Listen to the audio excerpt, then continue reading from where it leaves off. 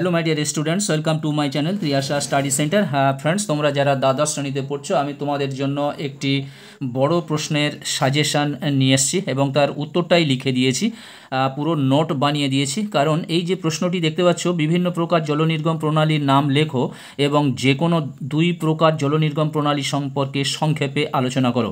এই প্রশ্নটি বিশাল বিশাল বড় উত্তর দেওয়া আছে, তোমরা যে কোনো বই থেকে দেখবে খুব বড় করে উত্তর দেওয়া আছে এবং আমি সেই প্রশ্নের উত্তরটি পয়েন্টগুলো সব রেখে মোটামুটি একটু ছোট করে তোমাদের কাছে নিয়ে এসেছি এই প্রশ্নের উত্তরটি। অথচ এই প্রশ্নটি তোমাদের 2025 সালে পড়তে চলেছে, খুব ভেরি ভেরি ইম্পর্টেন্ট বলে মনে হচ্ছে আমার কাছে। এই প্রশ্নটি তোমাদের পড়তে পারে, সেই জন্য আমি আজকের এটি নিয়ে এসেছি। এটি আমি যদিও শর্টসে তোমাদেরকে দিয়ে দিয়েছি, আজকের আমি তোমাদের বড় ভিডিওর মাধ্যমে এটি তোমাদের একটু বুঝিয়ে দিচ্ছি, যদিও ভিডিওটি একটু ছোট করে রাখবো আজকের, কারণ সকালে তোমাদের একটি ভিডিও আমি অলরেডি দিয়ে দিয়েছি। দেখো, প্রথমে দেখো একের দাগের প্রশ্ন। এই একের দাগ একটি প্রশ্ন তোমাদের দেখাবো। বিভিন্ন প্রকার জলনির্গম প্রণালীর নাম লেখো এবং যে কোনো দুই প্রকার জলনির্গম প্রণালী সম্পর্কে সংক্ষেপে আলোচনা করো। দেখতে পাচ্ছ উত্তর, দেখতে পাচ্ছ জলনির্গম প্রণালী। প্রথমে জলনির্গম প্রণালীটা কি, তোমরা সংজ্ঞাটা এখানে দিয়ে দিলে। কোনো অঞ্চলে প্রধান নদীর সঙ্গে অন্যান্য নদীগুলি যখন এসে মিলিত হয় এবং একটি জ্যামিতিক আকার তৈরি করে, তখন তাকে জলনির্গম প্রণালী বা নদী নকশা বলা হয়।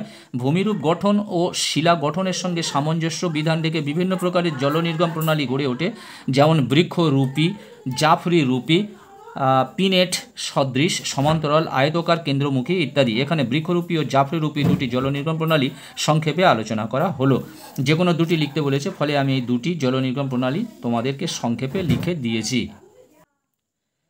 প্রথমে দেখো বৃক্ষরূপী জলনির্গম প্রণালী। প্রধান নদীর সঙ্গে যখন উপনদীগুলি 90 ডিগ্রি কোণ বা সমকোণে মিলিত হবে, এটা মিলিত হয়, তখন পাতাহীন ডালপালাযুক্ত গাছের মতো দেখতে হয়, তাই এই জলনির্গম প্রণালীকে বৃক্ষরূপী জলনির্গম প্রণালী বলে।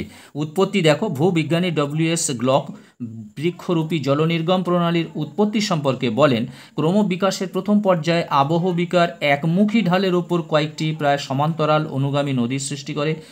1 নম্বর। 2 নম্বর পয়েন্ট দেখো, নদীগুলির দুই পাশে ক্ষুদ্র ক্ষুদ্র খাতের সৃষ্টি হয় এবং 3 নম্বর পয়েন্ট, যুক্ত হওয়া নদীগুলি সূক্ষ্ম কোণে থাকে ইত্যাদি।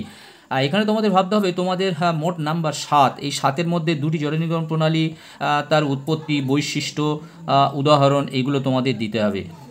সেই জন্য আমি এখানে 3টে পয়েন্ট রেখেছি উৎপত্তিতে, এবং বৈশিষ্ট্যতেও দেখো, বৈশিষ্ট্যেও আমি তোমাদের পয়েন্ট সংক্ষেপে করে দিয়েছি। বৃক্ষরূপী জলনির্গম প্রণালীর বৈশিষ্ট্যগুলি হলো নদীর সংখ্যা, ঘনত্ব, এটি একটি পয়েন্ট, নদীর সংখ্যা ও ঘনত্ব। তোমরা কিন্তু এটি অন্য কালি দিয়ে লেখার চেষ্টা করবে, এখানে আমি নীল রেখেছি। এই যে এই বৃক্ষরূপী জলনির্গম প্রণালী, এটা একটা অন্য কালি দিয়ে লিখবে এবং এইটাও, এই পয়েন্টসগুলো ঠিক আছে, নীল কালি আছে এবং বডিটা কালো কালি আছে, ঠিক আছে।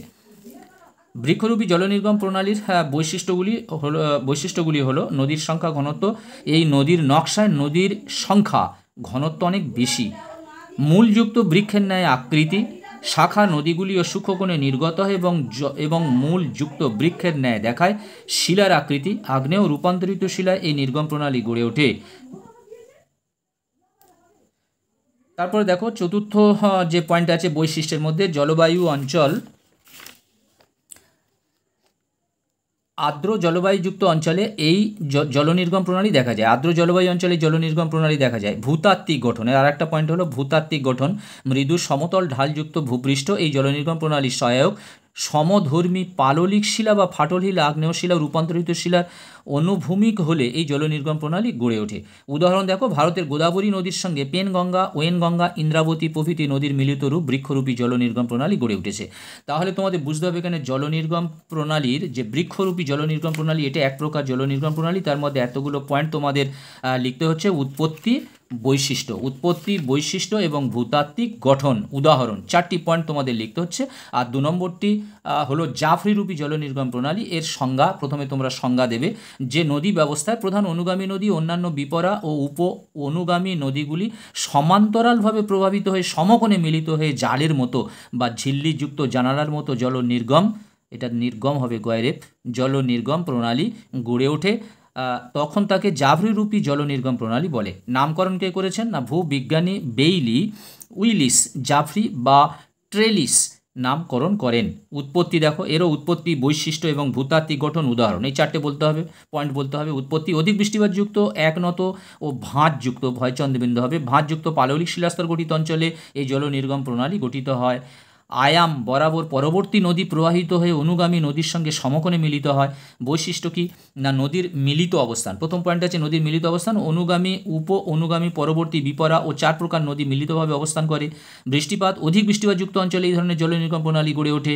নদীর অবস্থান কেমন হয়, সকল প্রকার নদীগুলি সমকোণে মেশে। সমান্তরাল প্রবাহ মান্যতা, প্রধান নদী ও উপনদী দীর্ঘ পথ সমান্তরালভাবে প্রভাবিত হয়। ভূতাত্ত্বিক গঠন দেখো, ভূতাত্ত্বিক গঠন পরস্পর সজ্জিত কোমল ও কঠিন শিলা দ্বারা গঠিত হয়। ভাঁজযুক্ত শিলাস্তরে ঊর্ধ্বভঙ্গ অধভঙ্গ পরস্পর সমান্তরাল থাকে। সমান্তরালে বালিয়াড়ি, ড্রামলিন, গ্রাফ রেখা প্রভৃতি জল নির্গম প্রণালী গঠনকে নিয়ন্ত্রণ করে। এবং উদাহরণ দেখো, ভারতের আরাবল্লী পর্বতের পশ্চিম ঢালে, দক্ষিণ ভারতের কৃষ্ণা অববাহিকায়, ইউরোপের জুরা পর্বতে এই জল নির্গম প্রণালী গড়ে ওঠে। আমি নেক্সট ভিডিওতে তোমাদের আমি আঁকার ব্যাপারটা বলে দেবো, পরে যখন আমি এলএকিউ ভিডিও তোমাদের কাছে নিয়ে আসবো। বন্ধুরা, তোমরা অবশ্যই চ্যানেলটি সাবস্ক্রাইব করে নাও এবং বন্ধুদেরকে লিঙ্ক বেশি করে শেয়ার করো আরও গুরুত্বপূর্ণ ভিডিওগুলির জন্য। আজকের মতো ভিডিওটি শেষ করলাম, আবার কথা হবে নেক্সট ভিডিওতে অন্য একটি সাবজেক্টকে নিয়ে। সকলকে অসংখ্য ধন্যবাদ।